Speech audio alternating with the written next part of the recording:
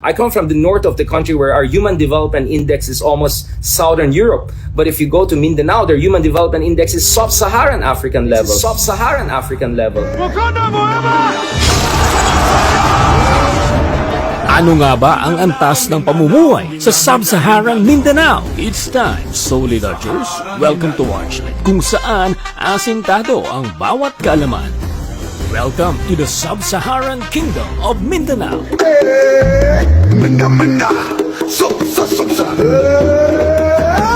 Mindanao, Mindanao, Mindanao, Sahara Mindanao.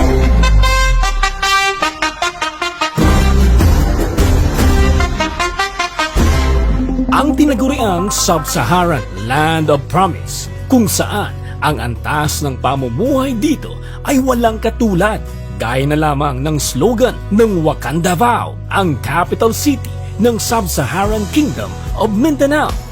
Life is here. Tunay nga dahil may unity in diversity dito. Luman, Kristiyano, Muslim ay nagkakaisa sa iisang adhikain. Kaya Land of Peace ang Kingdom of Mindanao, lugar ng mga maisog at peace-loving people, the land of the dream weavers at mga tribong humubog ng kultura ng Sub-Saharan land. Sagana sa pagkain dahil narito ang food basket of the Philippines. Nag-e-export ito ng mga produkto patungong Southern Europe at Los Atlantis para hindi sila magutom. Sagana sa mga prutas dahil narito rin ang fruit basket of the South. Mayaman ang lupa rito kaya hitik na tumutubo ang mga saging, kakao, pinya at durian na ini-export din sa ibang karatig na kaharian. Speaking of durian, narito sa Sub-Saharan Kingdom of Mindanao ang kings and queens. Durian, the king of fruits. Waling-waling, the queen of orchids. Philippine eagle, ang haring ibon ng bansa. At ang majestic Mount Apo, ang hari ng mga bundok sa tayog nito. Sagana sa mga isda, kaya narito ang tuna capital ng bansa, ang rubber capital at ang palm oil capital. At isang may pagmamalaki ng sentro ng Sub-Saharan Kingdom ang pagiging disiplinado ng mamamayan ng Wakanda Davao. May designated smoking areas, tumutupad sa mga traffic rules at pinapanatili ang kalinisan. Kaya nga, naging isa ito sa cleanest city in the Greater Kingdom of Asia. Pagdating naman sa seguridad, nakaantabay ang mga CCTV camera sa buong lungsod at proud ito sa pagiging isa sa safest city in the Greater Kingdom of Asia. At isa pang may pagmamalaki ng Wakanda Davao, ang Central Rescue 911 na wala sa Southern Europe of the North. Tanging ang Wakanda Davao lamang ang may ganitong modernong pasilidad at teknolohiya upang tugunan ang mga rescues at emergencies ng lungsod. Ngunit alam mo ba na hindi rito nagtatapos ang kahangahangang maipagmamalaki ng Wakanda Davao?